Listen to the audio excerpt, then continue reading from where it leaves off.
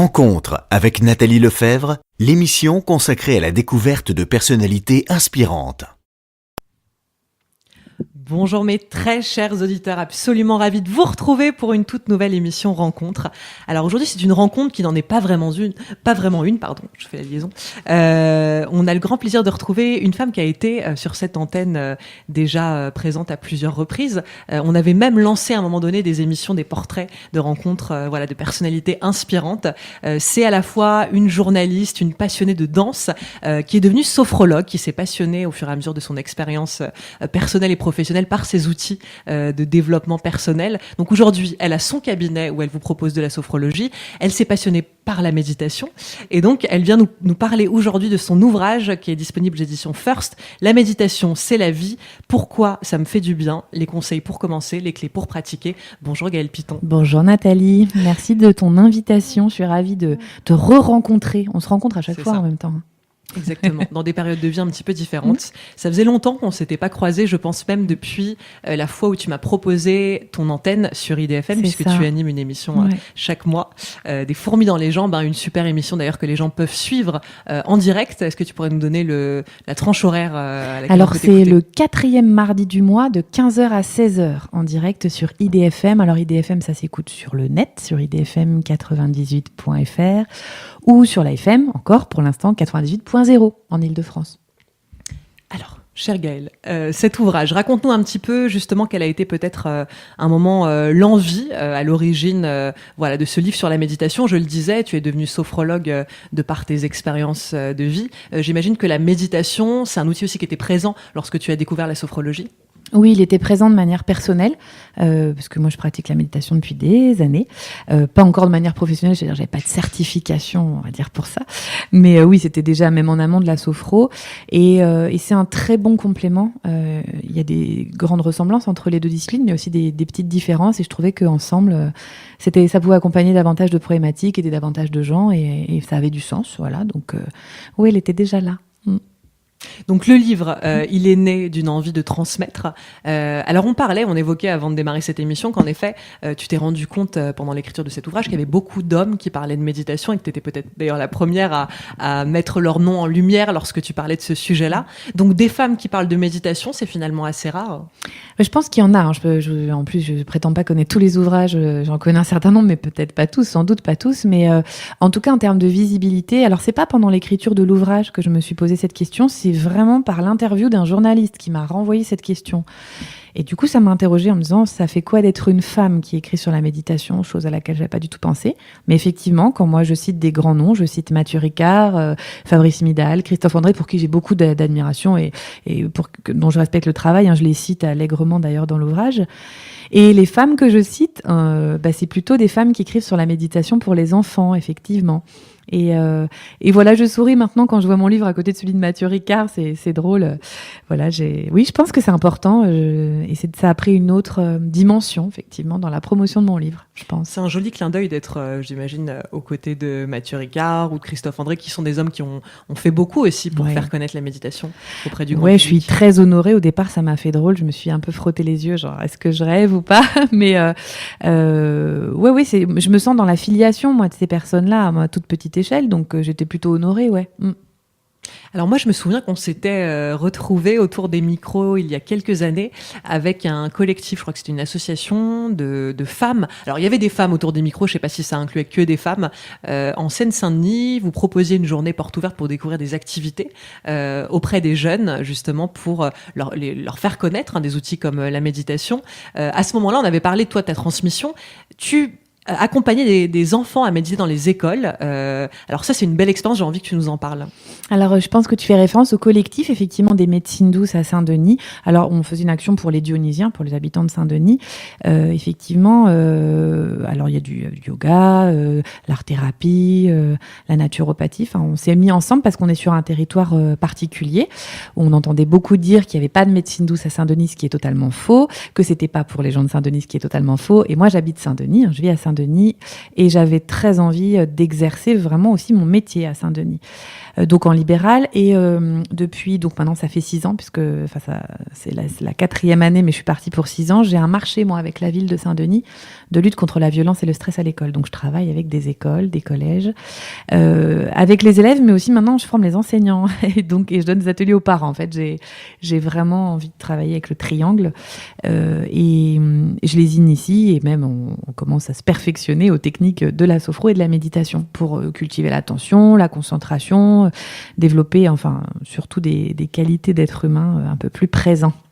Alors, je crois avoir vu passer une vidéo qui montrait ton travail justement auprès de ces jeunes, où on voyait évidemment que pour certains c'est une grande découverte en début d'année, et puis une découverte qui leur apportait, ils témoignaient beaucoup de bien-être, comme tu dis, une meilleure concentration, mais peut-être même une harmonie qu'ils vont ensuite ramener chez eux, peut-être dans des familles où les contextes sont pas toujours simples. Ça, j'imagine que tu l'as mesuré. En fait, quand on a lancé l'action, on n'avait pas d'attente de résultats. Enfin, en tout cas, moi, j'en avais pas parce que je me dis toujours j'ai une obligation de moyens, mais les résultats ils dépendent pas que de moi. Or, il se trouve que quand on entre dans des projets d'éducation nationale, il y a un certain nombre d'indicateurs. Enfin voilà, on rentre aussi dans cette espèce d'évaluation qui nous parle pas trop sophrologue, mais c'est quand même une réalité. Et il se trouve que dans ce collège, qui est le collège d'Oramar à Saint-Denis, dans lequel je travaille toujours, j'ai même un bureau là-bas maintenant parce que j'y suis souvent. Ils ont constaté, parce qu'il y avait la politique d'établissement, parce que les profs aussi se mettaient, c'est pas moi toute seule, qu'il y avait moins de bagarres, il y avait moins de conseils de discipline et moins de violence. Donc, il a commencé à avoir un peu un truc de qu'est-ce qui se passe dans cet établissement. Et c'est vrai que quand je travaille avec Rebecca Shankland, qui est une chercheuse qui est à Grenoble, une chercheuse en psychologie positive, qui travaille beaucoup sur la gratitude. Donc, on essayait d'évaluer un petit peu cette action-là de manière scientifique, parce que pareil, il n'y a pas beaucoup d'études sur la sophrologie, il y en a sur la méditation, mais pas tellement sur la sophro. Et dans les questionnaires, quand on leur posait la question de comment vous allez réutiliser, c'était souvent quand je serai parent, quand j'aurais besoin de calmer les conflits dans ma famille, quand j'ai besoin de dormir. Enfin, ils avaient très vite percuté comment ils allaient pouvoir réinvestir. Et ils ont très vite compris qu'il fallait aussi s'entraîner, par contre. Et que c'était pas Alors, Fabrice Midal dit ça aussi, on n'est pas là pour les calmer, c'est pas ça l'idée. C'est qu'évidemment, un des faits peut être ça. Mais c'est pas le but, c'est de les outiller pour qu'ils aient des compétences psychosociales, que l'école puisse leur amener ça aussi. Et je pense qu'ils ont très bien compris. Et ils ont compris pour les autres aussi. Et souvent, ils faisaient méditer leur mère, leur père. Enfin, bon, c'est assez... C'est vraiment des compétences psychosociales. Moi, ça me fait penser aussi au monde du travail où de plus en plus on commence à se rendre compte que quand on embauche tel ou tel partenaire, tel ou tel salarié, ça va être important aussi qu'il puisse porter en lui de vraies valeurs humaines. C'est aujourd'hui des notions qui sont vachement remises au centre. C'est-à-dire que c'est pas juste des compétences. On prend pas juste une personne sur un CV. On le prend aussi pour ses compétences, comme tu dis, psychosociales, sa capacité. Alors, je sais pas ce que t'en penses. Est-ce que la méditation serait un chemin aussi qui nous permet d'être un peu plus responsable ? Moi, je défends complètement ça. Je pense que c'est quelque chose qui permet d'être libre, parce que ça nous permet de nous libérer de notre mode pilote automatique. Et je pense qu'actuellement, les jeunes, c'est important qu'ils y soient initiés très tôt, de nos conditionnements.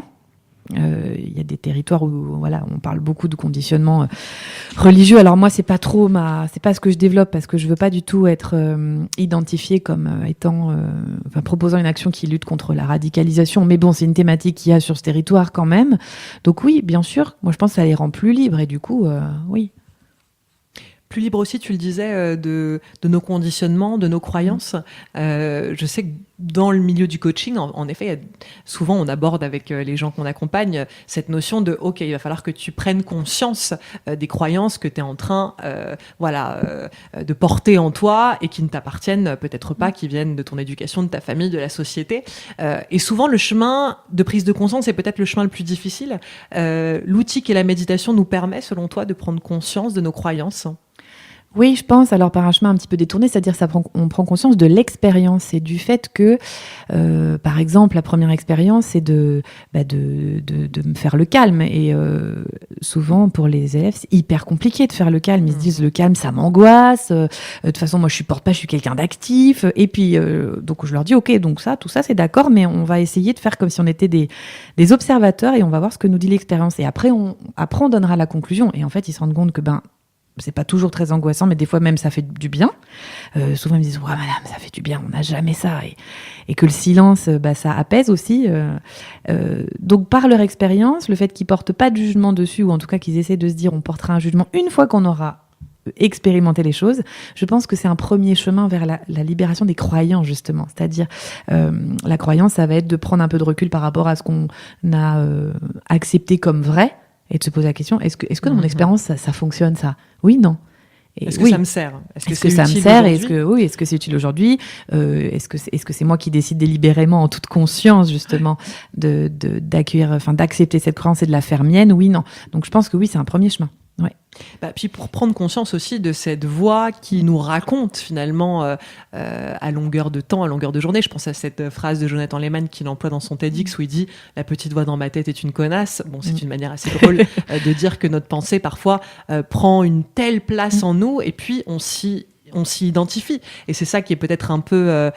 dangereux, je sais pas si c'est le mot, mais plein de fois quand nos émotions nous traversent, quand on se raconte une histoire sur soi, on a tendance à y croire, alors qu'au final, ce n'est que notre pensée, Bien et sûr. en fonction de l'état émotionnel dans lequel on se trouve à ce moment-là, le pire, ce serait de l'écouter. Si cette pensée nous dit, de toute façon, regarde, t'es nul, t'es un bon à rien, finalement, si on avance en croyant à cette pensée-là, c'est compliqué. Bien sûr. Donc je pense que la méditation peut être une manière aussi de se détacher de nos pensées.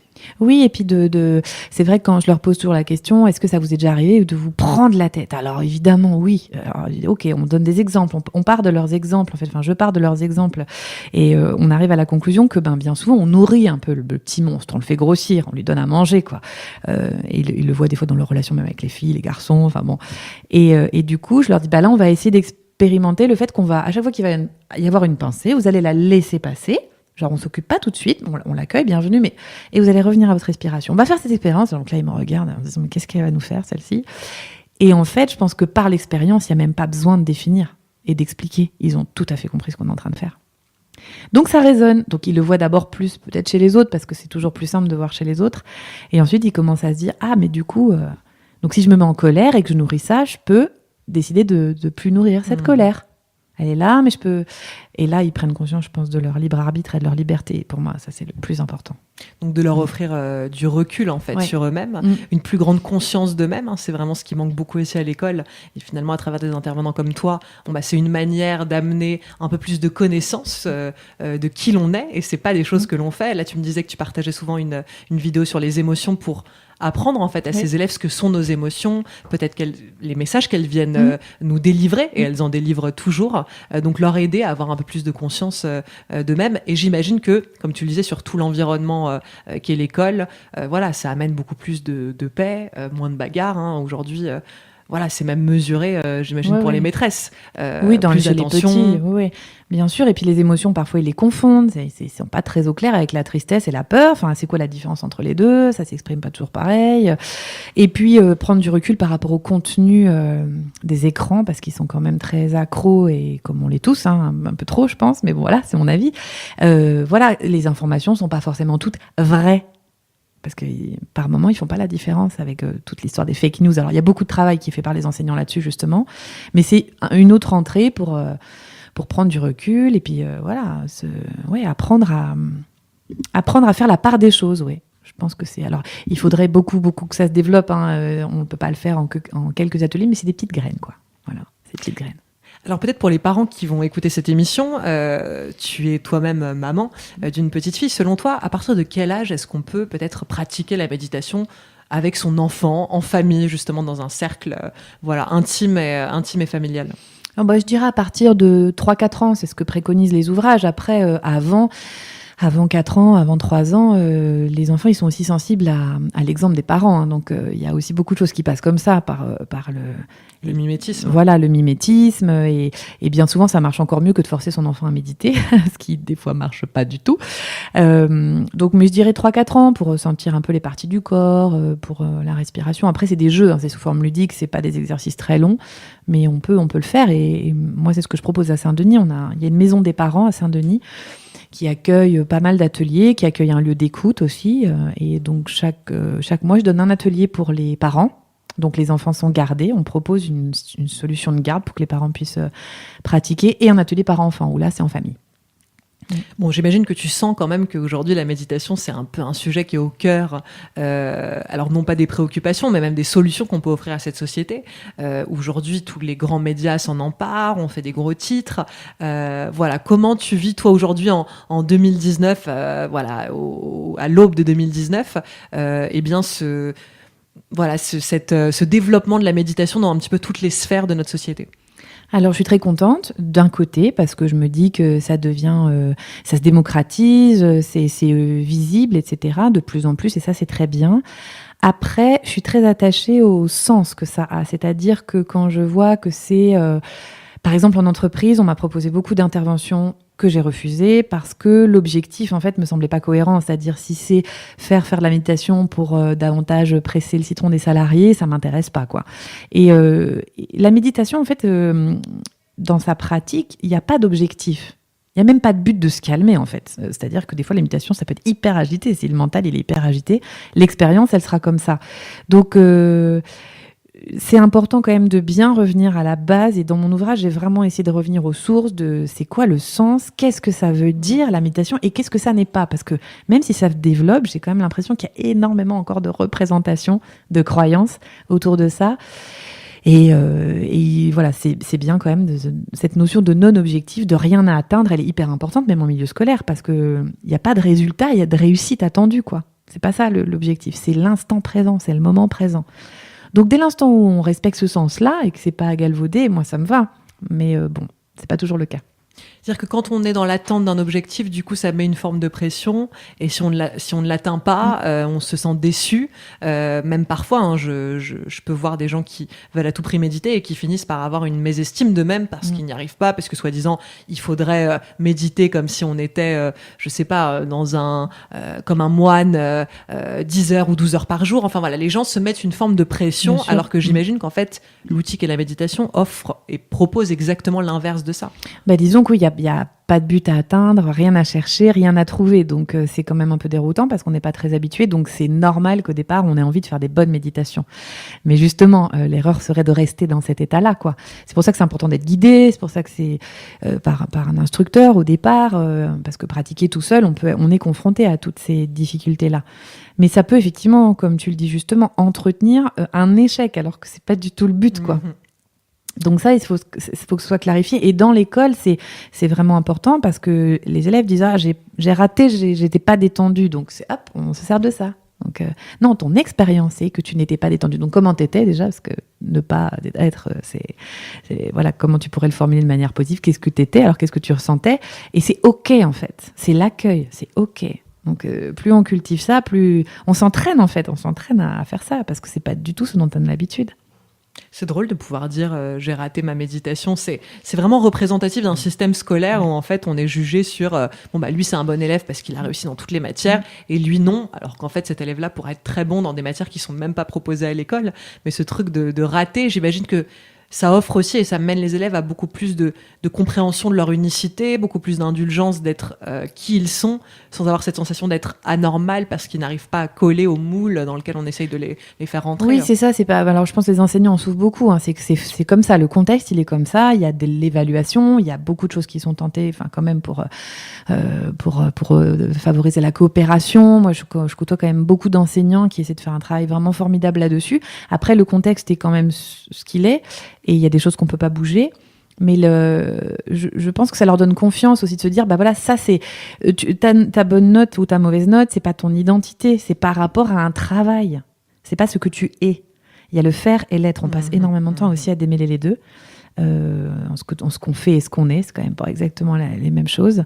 Et je pense que ça peut leur permettre de faire le pas de côté, voilà, nécessaire, effectivement.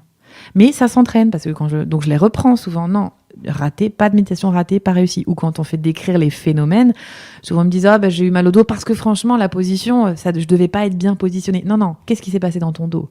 Point. On s'arrête là.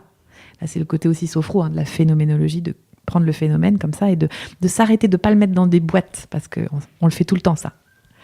Tu leur expliques, j'imagine que c'est un muscle aussi qu'ils vont s'entraîner à ça et qu'ils vont avoir peut-être de plus en plus de facilité et d'envie et d'aspiration à y retourner dans cet état. Oui, je leur dis que c'est un peu comme la gym pour le corps. Là, on muscle son esprit, en fait. On apprend comment on fonctionne et comment on est assailli de pensées et que la seule chose qu'on essaie de faire, c'est de les arrêter. Ils me disent tout ça. La méditation, c'est arrêter de penser. Non, le bouton, il n'existe pas. Donc, c'est pas possible de faire comme ça. Et ça, c'est très palpable dans l'expérience, en fait. On peut tous le vivre très facilement, ça. Donc c'est leur montrer que c'est quelque chose d'essentiel. La respiration, elle est tout le temps là, mais on n'y fait pas du tout attention. Bien sûr. Donc revenir là-dessus, c'est très sécurisant aussi, parce que, comme je leur dis, elle est tout le temps là. Donc vous pouvez tout le temps le faire, dans n'importe quelle situation. Et je pense que c'est un petit côté truc rassurant aussi pour eux. Tout à donc, fait. Dans leur boîte à outils de bien-être. Et ils le font, ça c'est sûr. Donc des fois, dans les ateliers, c'est même au départ, dans les représentations que les personnes avaient, ils se disaient, ils sortent de l'atelier de Gaëlle, ils s'attendaient à ce qu'ils soient tous calmes, les enseignants. J'ai dit, mais ils sont pas calmés. Mais moi, je leur ai dit, mais c'est pas mon travail justement. Mais par contre, ils ont vite chopé les choses et je sais qu'ils s'entraînent le soir. Ils le font pas forcément devant les copains parce que c'est dur aussi. On enlève les chaussures en plus. Alors c'est tout un truc à l'adolescence d'enlever les chaussures avec les copains, de se mettre assis dans une. D'être en chaussettes. La honte d'avoir les chaussettes trouées, les odeurs, de l'adolescence, elles sont pas toujours très sympathiques. Voilà, moi je suis complètement immunisée maintenant parce que. Mais voilà, il y a ce côté pudeur aussi. Et fermer les yeux, mélanger les filles et les garçons. Ouais. Ça, c'est la question du genre, elle est aussi compliquée au collège. Donc déjà l'organisation de l'atelier, le fait de s'organiser, ne serait-ce qu'en cercle, c'est étrange, c'est nouveau. Donc ça casse déjà des codes et ça les met mal à l'aise au départ forcément. Donc ils ont envie de rire, ils ont envie de plaisanter avec le voisin, puis après, commence à se dire tiens. Puis ils regardent beaucoup aussi si moi je fais ça. Ça c'est pour ça que le mimétisme, etc. C'est qu'ils m'observent sous toutes les coutures pour dire est-ce qu'elle fait bien, est-ce qu'elle incarne bien ce qu'elle nous dit, quoi. Donc je leur dis me croyez jamais, faites et racontez-moi. Et donc ce truc-là nous met un peu en horizontalité et du coup ça crée une alliance qui est chouette. Donc chacun s'exprime au sein de ce cercle sur ce qu'il a pu ressentir. Enfin, tu crées un espace aussi qui n'est pas forcément présent au collège, à savoir l'espace de bienveillance. C'est souvent des années dont on a des souvenirs un peu traumatiques pour la majorité d'entre nous. Là, ça peut changer la donne aussi avec ces ateliers de méditation. Oui, on pose un cadre. De toute façon, déjà, on pose un cadre. C'est-à-dire que souvent, ils s'engagent sur un cycle lors de 8 séances. Donc, j'ai négocié avec tout l'établissement scolaire qu'il y ait une séance de présentation en plus grand groupe. C'est-à-dire que je viens et je présente ce que je fais. Je les fais pratiquer. Sinon, ça va pas... quelques exercices, leur dire voilà. Et je leur dis à l'issue de cette... Donc là, vous avez été obligés de venir à cette séance. Mais à l'issue de cette séance, vous êtes libre de ne pas vous engager. Vous êtes libre de vous engager. Mais par contre, dès l'instant que vous notez votre nom, voici les règles que vous allez devoir respecter. Donc, 8 séances, on est à l'heure. Code de confidentialité, de bienveillance, on cultive l'écoute, le non-jugement. Je leur explique tout ça pour être bien sûr qu'ils aient compris. Et c'est le premier acte qui pose en conscience. Et pour moi, ça, c'est hyper important. C'est-à-dire, je peux dire oui, je peux dire non. Mais si je dis oui, il faut que je sache à quoi je dis oui. Et si je dis non, il faut aussi que je sache à quoi je dis non. Parce que sinon, de base, peut-être ils diraient, ton sophrologie, non, quoi. Et puis, une fois qu'ils l'ont fait, c'est comme ça, en fait, que ça a fonctionné, quoi. C'est-à-dire qu'à un moment, ils ont ressenti le truc et... Le fait que je leur laisse la possibilité de dire non et que je leur dis c'est ok, si c'est non, c'est non. Je crois que c'est ça qui a fait dire oui, en fait, dans la plupart des cas, au final. Mais c'est intéressant de laisser le choix à des enfants à qui on ne le laisse pas forcément, et notamment à l'école. C'est assieds-toi, écoute, prends des notes, apprends ta leçon. Il n'y a pas vraiment de dialogue à un moment donné de savoir est-ce que toi ça te convient. En tout cas, dans le système classique, c'est pas forcément comme ça. Donc j'imagine que là, leur offrir un petit peu ce choix, c'est leur donner confiance aussi. Oui, c'est les rendre responsables déjà, parce que même s'ils disent on veut toujours être des grands et tout ça, au moment où on leur laisse le choix, bizarrement, c'est presque les petits qui se réveillent en fait en se disant mais on sera noté, ça les déroute un peu. Après, il y a beaucoup d'initiatives quand même chez les enseignants, en tout cas au collège de Ramar où je travaille, la bienveillance, elle est au cœur du projet d'établissement. Il y a vraiment quand même des efforts, il y a des conseils d'école qui sont faits en horizontalité, il y a beaucoup de choses qui sont tentées. Il y a des établissements où ça bouge, mais c'est vrai que c'est par la volonté d'énergie d'équipe comme ça que ça peut bouger. Donc, et oui, et la bienveillance, c'est pas seulement un mot, c'est-à-dire qu'à un moment donné, si je leur pose le cadre, mais que moi, dans mon état d'être, je suis pas bienveillante, ça marche pas, quoi. Et ils m'ont énormément appris sur ma pratique, quoi. Moi, je dois beaucoup à cette expérience en Seine-Saint-Denis. C'est pour ça que je continue à le faire, parce que j'ai appris énormément de choses sur ma pratique. Je crois qu'il n'y a plus aucun groupe qui me fait peur, en fait. Parce que je sais que je suis capable de réagir à l'instant avec ce qui se passe, en fait. Dès l'instant, on est dans l'écoute et dans la bienveillance, tout peut se passer, en fait. Est-ce que les adolescents, ce serait le public finalement le plus difficile ? Je sais pas. C'est vrai que j'ai eu l'expérience des petits jusqu'au lycée. Je suis dans un lycée pro aussi tous les lundis, au lycée de l'ENA. Donc ça, c'est un lycée technique. Donc j'ai que des garçons. Je sais pas. Je sais pas. Je sais pas ce qui est le plus difficile, mais oui, au moment où le corps commence un peu à se former, à pétiller, tout ça, ouais, ils sont pleins d'énergie, quoi. Mais je sais pas si c'est eux le plus dur ou si c'est des adultes peut-être qui seraient déjà trop conditionnés. Je sais pas. Joker. Et un peu réfractaire et un petit peu, un peu trop dans le mental et dans le questionnement au lieu simplement de se laisser aller en fait dans l'expérience. Hein. Bah, au départ, quand j'ai commencé les formations des enseignants, j'étais déjà identifiée sur le territoire. On savait, bon, Gaëlle Piton, voilà, on sait ce qu'elle fait. Enfin, j'avais eu la chance d'avoir des gens qui m'avaient fait confiance, mais il y avait quand même une certaine résistance, surtout quand je leur disais, quand je fais les formations, je leur dis, bah ici c'est une formation dans laquelle on va pratiquer en fait.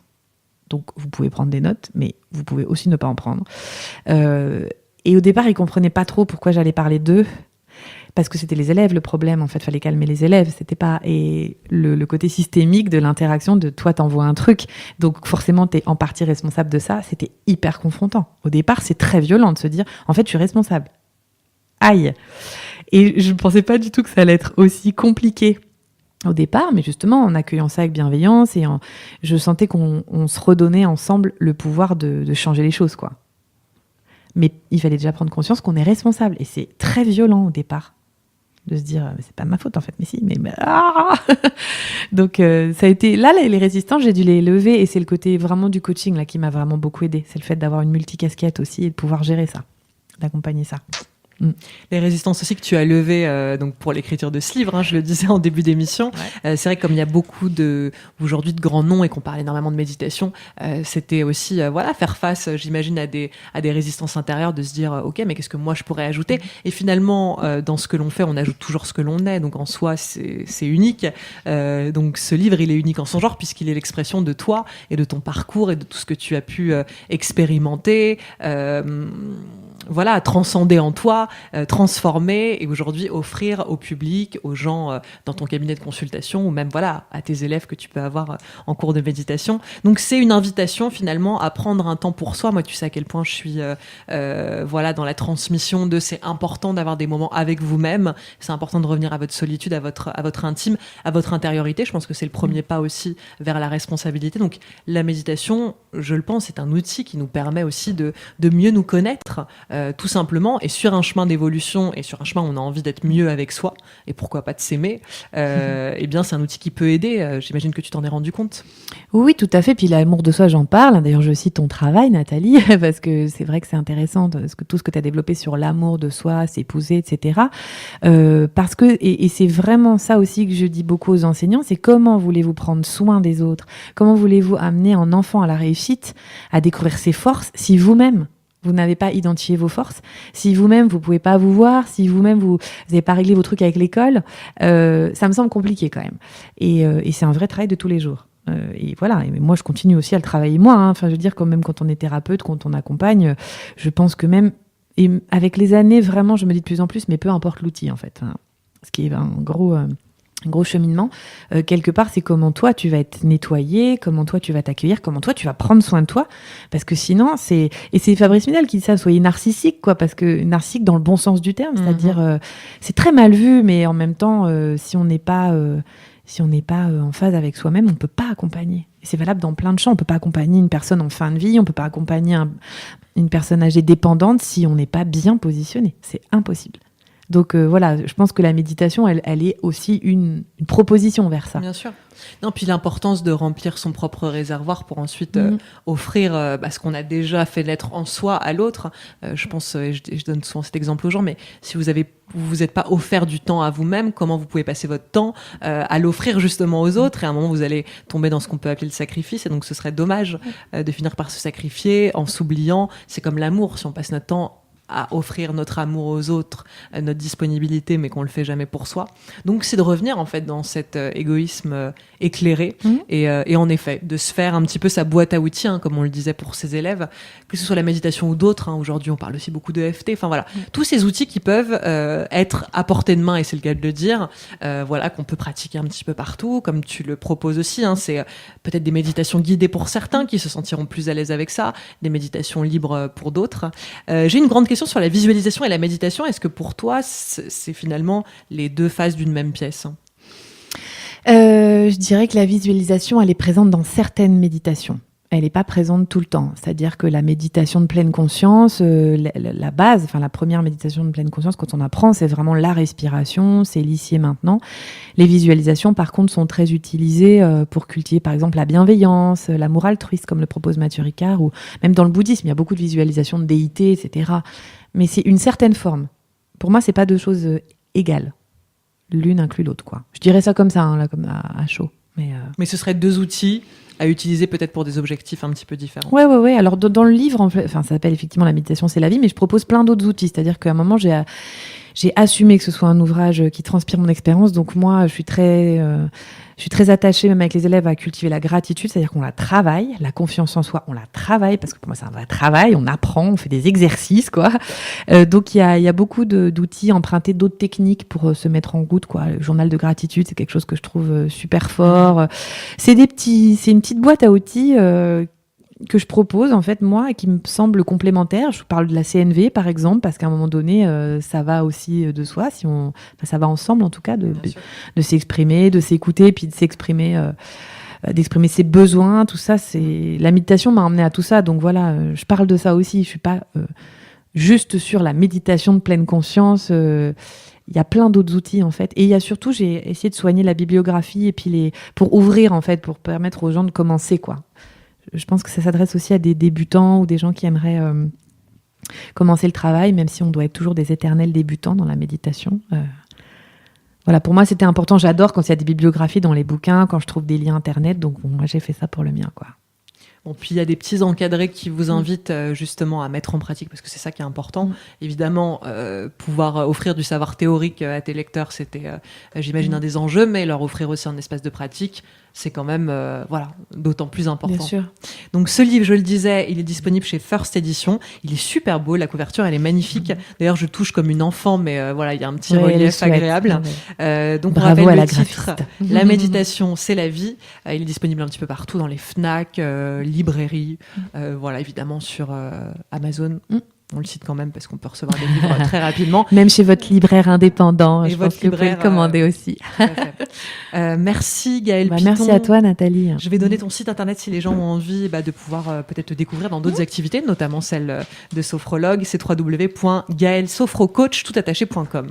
C'est ça. Un super moment. Bah ouais, merci toujours avec toi Nathalie. Merci beaucoup. Et je pense qu'on va se retrouver très prochainement sur cette antenne. J'espère. Bonne journée à merci. tous. À bientôt. À bientôt.